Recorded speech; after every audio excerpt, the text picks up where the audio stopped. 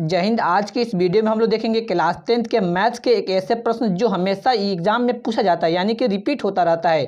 वह प्रश्न है, पहला प्रश्न है जो बात करें कि एक्सरसाइज 1.1 एनसीईआरटी के पहला प्रश्न है। तो आप लोग इस वीडियो को पूरा जरूर देखिएगा, मैं 100% आपको समझाने की गारंटी देता हूँ। ठीक है, तो आइए हम प्रश्न को समझते हैं और सॉल्व करते हैं। प्रश्न में बोला जा रहा है कि निम्नलिखित संख्याओं का एचसीएफ ज्ञात करने के लिए यूक्लिड विभाजन एल्गोरिथम का प्रयोग कीजिए। यानी कि यह संख्या दिया हुआ है, पहला, दूसरा और तीसरा। इसका हमें एचसीएफ ज्ञात करना है। कौन सी विधि के द्वारा? यूक्लिड विभाजन एल्गोरिथम के द्वारा हमें एचसीएफ ज्ञात करना है। तो इसको हम सॉल्व करने से पहले हम सबसे पहले कुछ यूक्लिड विभाजन एल्गोरिथम के बारे में समझ लेते हैं। ठीक है, तो हम सबसे पहले समझते हैं कि यूक्लिड विभाजन एल्गोरिथम होता क्या है। तो यहाँ पर हम लिख देते हैं यूक्लिड विभाजन एल्गोरिथम। इसको हम सबसे पहले समझते हैं। ठीक है, यहाँ पर हमने लिख दिया यूक्लिड विभाजन एल्गोरिथम। इसको हम लोग समझते हैं। जो यूक्लिड विभाजन एल्गोरिथम होता है उसका सूत्र होता है A is equal to B Q plus R. हम आपको समझाएंगे कि इसमें ए क्या होता है, बी क्या होता है, क्यू क्या होता है और आर क्या होता है। और जहाँ यहाँ पर आर का जो वैल्यू होता है वह होता है 0 से बड़ा या 0 के बराबर होता है, लेकिन हमेशा होता है यह बी से छोटा होता है आर का वैल्यू। ठीक है, हम यहाँ पर आपको समझाएंगे। जैसे मान लेते हैं कि आपको कोई दो संख्या दिया हुआ है, एक 5 दिया हुआ है और एक 7 दिया हुआ है। इस संख्या से हम लोग यूक्लिड विभाजन एल्गोरिथम को समझते हैं। यहाँ पर एक संख्या दिया हुआ है 5 और एक संख्या दिया हुआ है 7। तो सबसे पहले हम इसको आप समझाते हैं। सबसे पहले हम सबसे कम का से सबसे भाग करते हैं ढेर का में। ठीक है, जैसे ये सबसे कम है, इसमें 5 है, इससे भाग करते हैं हम 7 में, सबसे ढेर का में भाग करते हैं। तो भाग करते हैं कैसे करेंगे? जब हो जाएगा 5 कम 5, इसको करेंगे हम भागे तो यह हो जाएगा 7 में से 5 को माइनस करेंगे तो यह हो जाएगा 2। यानी कि जो हमारा अंदर आता है ना, जिसमें भाग करते हैं, वह होता है हमारा ए का वैल्यू। यानी 7 का कौन हो गया? ए का वैल्यू हो गया। और एक क्या हुआ? यह हमारा 1 हो गया क्यू का वैल्यू। ठीक है, और जिससे हम लोग भाग करते हैं ना, वह होता है हमारा बी का मान है। और यहाँ पर जो शेष आता है, यहाँ पर जो आता है ना, वह होता है आर का मान। यानी कि यहाँ पर हम इस फॉर्मूले से अगर हम रखते हैं ए के सामने ए का वैल्यू, तो ए का वैल्यू कितना है? 7 है, तो यहाँ 7 लिखेंगे। और यहाँ पर है बराबर, तो बराबर लिखेंगे। और यहाँ पर है बी, बी कौन होता है? जिससे भाग करते हैं। तो भाग किए हमने 5 से, तो ये हो गया 5 है, बीच में छिपा हुआ है गुना। और यहाँ पर है क्यू, तो क्यू कौन होता है? जो भागफल आता है वह होता है क्यू। यानी कितना आ गया? यहाँ पर क्यू का मान कितना है? 1 है।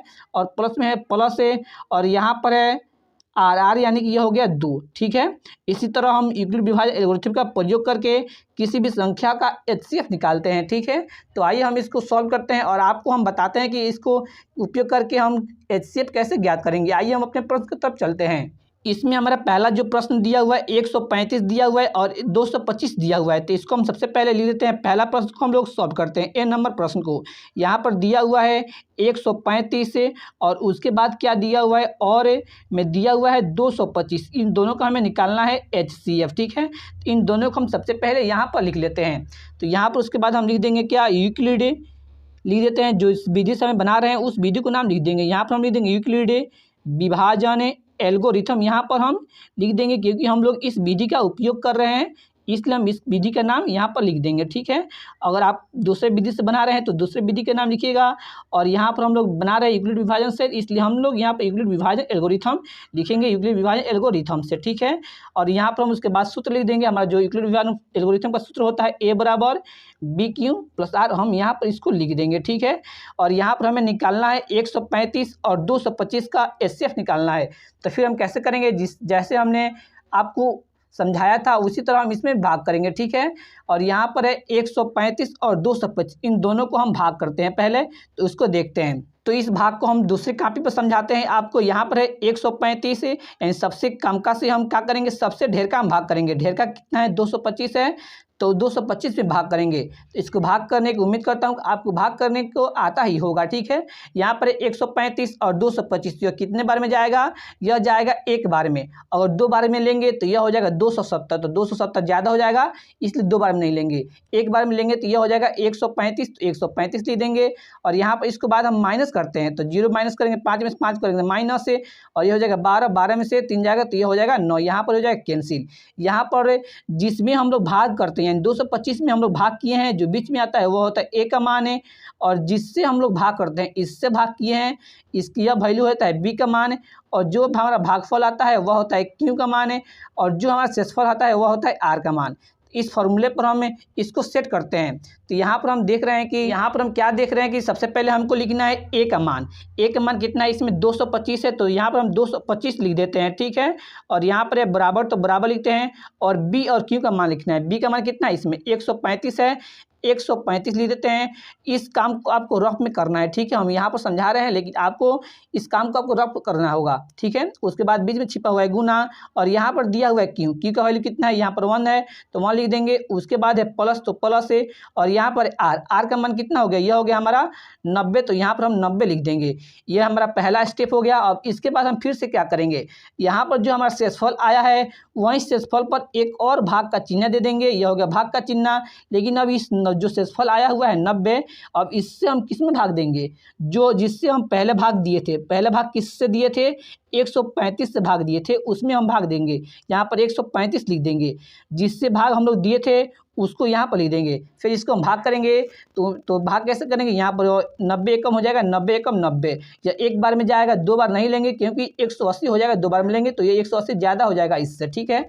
इसके बाद हम इसको माइनस करेंगे, तो माइनस करेंगे तो ये हो जाएगा 5, और इसको माइनस करेंगे तो ये हो जाएगा 4, ठीक है। उम्मीद करता हूँ कि आपको यह समझ में आ गया होगा।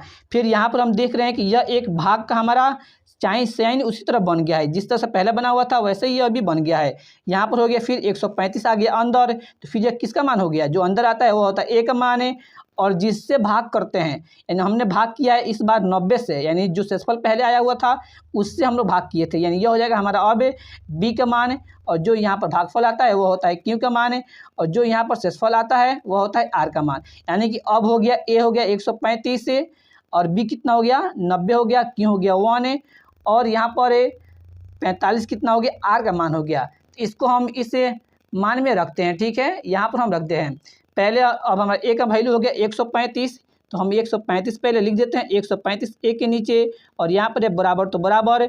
उसके बाद बी का मान लिखना है, तो बी का मान कितना हो गया था, अब हो गया था 90, तो यहाँ पर हम 90 लिख देंगे। उसके बाद गुना है तो गुना कर देंगे। और उसके बाद क्यू का मान, क्यू का मान अब कितना आया हुआ था, 1 आया हुआ था, 1 लिख देंगे। उसके बाद है प्लस है, अब लिखना है शेषफल। शेषफल कितना आया था, यहाँ पर हमारा 45 आया हुआ है, तो यहाँ पर हम 45 लिख देंगे। यह हमारा दूसरा स्टेप कंप्लीट हो गया। ये हमारा पहला स्टेप कंप्लीट हुआ, ये दूसरा स्टेप कंप्लीट हुआ। अब हम बढ़ेंगे तीसरे स्टेप की तरफ। जब तक हमारा शेषफल 0 ना आ जाए तब तक हम लोग स्टेप बाय स्टेप करते रहेंगे, ठीक है। अब यहाँ पर हमारा हो गया शेषफल आ गया 45, तो फिर जहाँ पर शेषफल आता है वहीं पर एक भाग का फिर चिन्ह 1 दे देते हैं, ठीक है। अब हम इस 45 से किस में भाग करेंगे, तो हम 45 से भाग करना है किसमें, अब हम लोग भाग करेंगे जो पहले भाग किए थे। इसके पहले हम किससे भाग किए थे, 90 से भाग किए थे, इसलिए हम यहाँ पर इसमें 90 लिख देंगे, ठीक है। पहले 145 से किए थे तब 145 लिखे हैं, अब दिए थे भाग 90 से, तो यहाँ पर हम 90 लिख देंगे, ठीक है। अब इसको भाग करेंगे तो यह हो जाएगा 45 है, तो 45 दूनी हो जाएगा 90, तो यहाँ पर हम 90 लिख देंगे। इसको माइनस करेंगे तो यह कट जाएगा, यह भी कट जाएगा, यानी कि हमारा शेषफल कितना आ गया, यहाँ पर 0 आ गया। अब इस भाग में हमारा ए का मान कौन हो गया, जो अंदर आता है वह होता है ए का मान है, और जिससे हम भाग करते हैं वह हो जाता है बी का मान, यानी जो आर आता है वह बन जाता है बी का मान। उसके बाद जो यह है वह होता है हमारा क्यू का मान, और यहाँ पर जो आता है वो होता है शेषफल। यहाँ पर फिर हम इसमें रखते हैं अपने, जहाँ पर हम सोल्यूशन करते हैं वहाँ पर इसको रखते हैं। इसमें ए का मान कितना है, 90 है, तो यहाँ पर हम 90 लिख देते हैं, इज इक्वल टू यहाँ पर है बी का मान। बी का मान इसमें कितना है 45, तो 45 से इस सूत्र पर हम लोग रख रहे हैं, ठीक है। ए बराबर बी क्यू प्लस आर पर गुना, और यहाँ पर बी का रख दिया। अब क्यू, क्यू का मान यहाँ पर कितना है 2 आ रहा है, तो 2 लिख देंगे, और प्लस यहाँ पर शेषफल यानी आर कितना आ रहा है 0 आ रहा है, तो हम यहाँ पर 0 लिख देंगे। यहाँ पर हम देख रहे हैं कि हमारा शेषफल जो आर था वह 0 आ गया, तो बस हम यहीं पर स्टेप अपना रोक देंगे। तो यहाँ से हम लोग स्टेप से यहीं से हमारा HCF निकल जाएगा।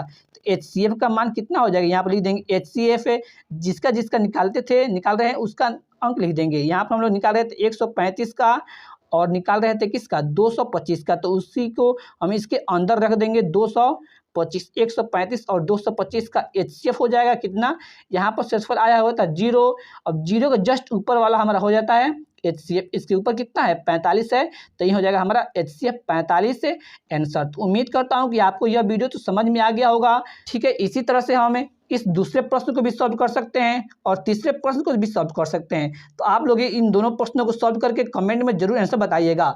अगर आपको यह वीडियो पसंद आया हो तो वीडियो को लाइक करें और चैनल पर नए हो तो चैनल को सब्सक्राइब करें बेहतरीन तरीके से क्लास 10 के तैयारी करने के लिए। तो thanks for watching this video.